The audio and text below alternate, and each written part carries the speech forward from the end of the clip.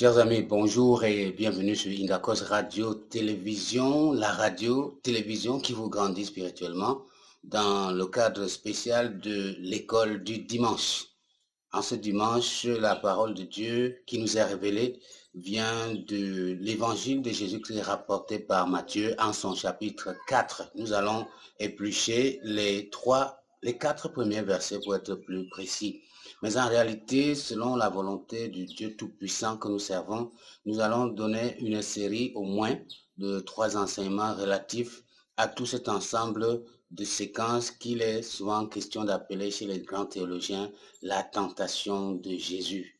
Parce que, effectivement, ces messieurs qui connaissent mieux la parole que nous racontent, parce que ce n'est pas écrit dans les écrits, racontent que le Seigneur Jésus vit 30 ans de vie ordinaire auprès de son père et de sa mère, comme tout individu, et puis c'est à l'âge de 30 ans qu'il va enfin commencer le ministère pour lequel il est venu. Et le texte que nous sommes en train de lire ce matin, que nous sommes en train d'étudier, raconte effectivement le début de ce ministère qui va commencer quand le Christ a déjà 30 ans.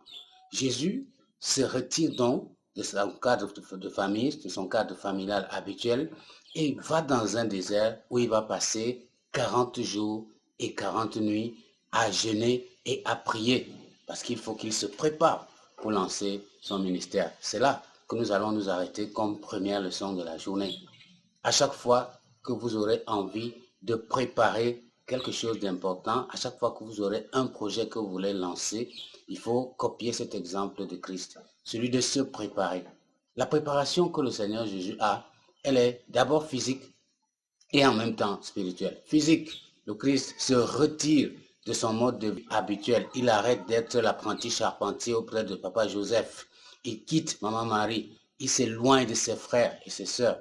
Et il va là où il n'aura plus besoin de manger ou de boire. Les habitudes que nous avons lorsque nous décidons de jeûner ou de prier doivent s'arrêter. On s'en abstient de façon libre. Jésus décide de s'abstenir de manger et de boire pendant 40 jours. Il se retire dans un désert, là où il y aura moins d'activité, là où il y aura moins de difficultés, là où il ne sera pas perturbé par trop de choses. Lorsque vous décidez de vous préparer à faire quelque chose qui est de sérieux, quelque chose qui vous tient à cœur, il faut savoir s'arrêter une minute, s'abstenir, se retirer, sortir de ce milieu où on a l'habitude de. Beaucoup de frères n'arrivent pas à rompre avec certaines mentalités. Pourtant, ce sont ces choses-là qui sont des blocages qui les empêchent à faire un pas lorsqu'ils veulent avancer, lorsqu'ils veulent se rapprocher du Seigneur, lorsqu'ils veulent commencer quelque chose d'important. C'est par exemple la boisson.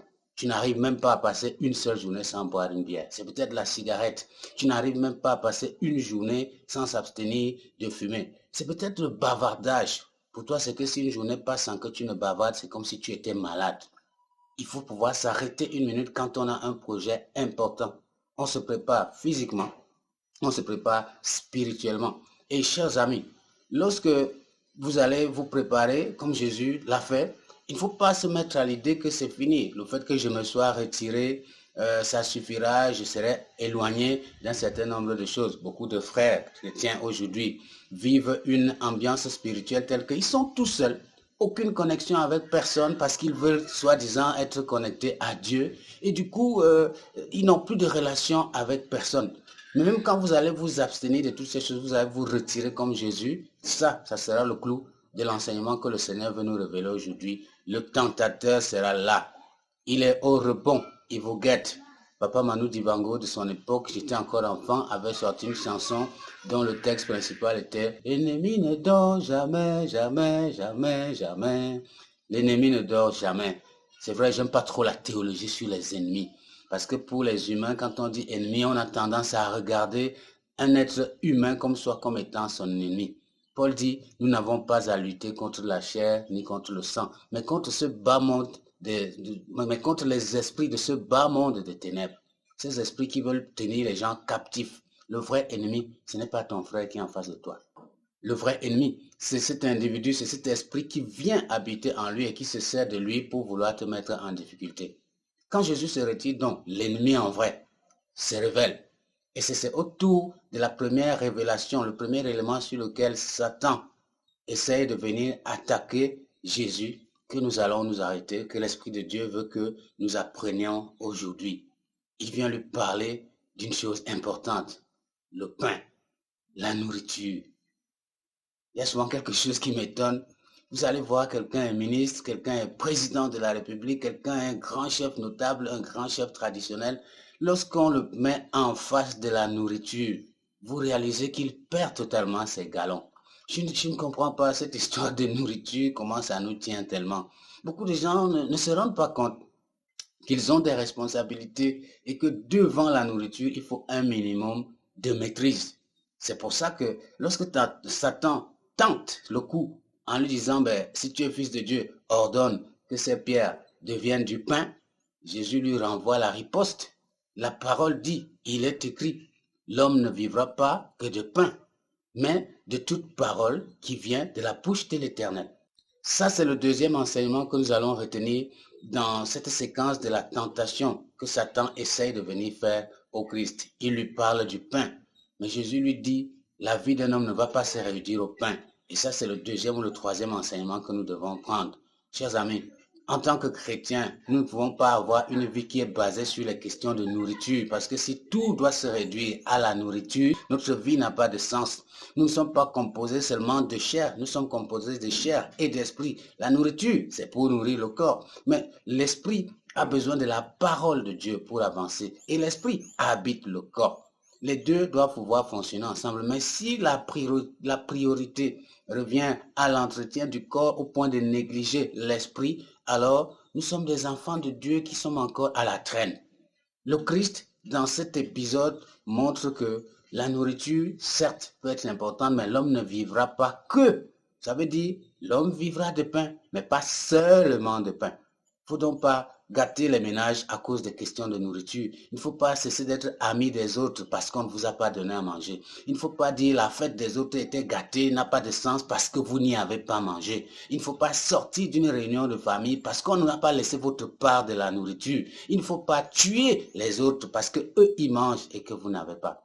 L'homme ne vivra pas que de pain, mais de toute parole qui vient de la bouche de l'Éternel. Quatrième enseignement.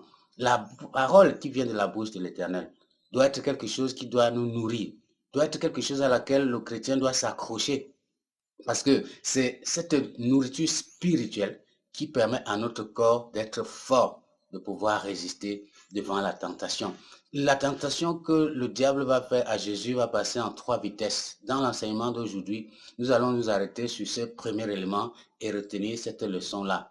Une vie d'un homme chrétien, un homme qui se prend au sérieux, ne doit pas être basée sur la nourriture seulement. La nourriture ne doit pas être l'objet principal de son existence.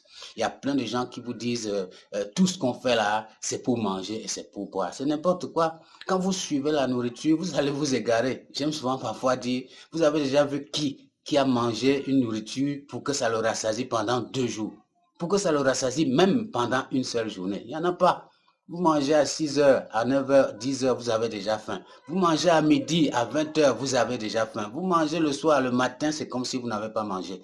Si vous investissez dans votre vie pour le manger et pour le boire, franchement, ça ne vaut pas la peine. Parce que toutes ces choses vont passer. Les grands rois ont dit vanité de vanité, tout est vanité. Mais ce qui est important, c'est qu'après ça, qu'est-ce qui va rester? Dans cet enseignement sur la première tentation que Satan vient essayer auprès de Christ, nous allons retenir aujourd'hui qu'il ne faut pas concentrer sa vie sur le manger et sur le boire, mais il faut compléter à cela la parole de Dieu parce que c'est elle qui va te permettre, par exemple, de te rendre compte qu'aujourd'hui, ce que j'ai mangé, ça me suffit. Et Jésus de dire, à chaque jour suffit sa peine, après avoir dit, ne vous inquiétez pas du lendemain, car le lendemain prendra soin de lui-même. Souvent, quand on est préoccupé par le ventre, on s'inquiète dès qu'on n'a pas pu manger. Mais quand on est préoccupé par la parole de Dieu, on se rend compte qu'un jour, on peut avoir à manger, un jour, on ne peut pas. Mais la chose qu'on ne doit jamais rater, c'est cette connexion avec le Seigneur Jésus. Je voudrais prier franchement que vous compreniez la profondeur de cette parole qui nous amène à nous rendre compte que dans notre vie, nous devons rechercher l'harmonie avec le Seigneur. Nous devons, chaque fois que nous avons envie d'organiser un projet, rentrer vers le Seigneur. Et si cela va demander que nous nous abstenions d'un certain nombre de pratiques habituelles, que nous le fassions à travers la prière et le jeûne. Et que lorsque nous allons demander au Seigneur sa sagesse, que nous restions accrochés. Et chaque fois que le tentateur va venir, il trouvera que nous sommes forts, nous sommes spirituellement forts. Je voudrais prier le Seigneur pour qu'il vous accorde cette grâce d'être fort, de pouvoir vous rendre compte que ici, le pain n'est pas plus important que la parole, la nourriture spirituelle, parce que j'ai besoin d'avoir un esprit fort pour que mon esprit, mon corps lui-même puisse être davantage à la hauteur de toutes les épreuves de la vie. Que le Seigneur vous bénisse et qu'il vous donne d'avoir ce discernement fort-là dans votre combat de tous les jours, que vous avanciez progressivement dans la croissance spirituelle, parce que c'est le plus important. Bonsoir.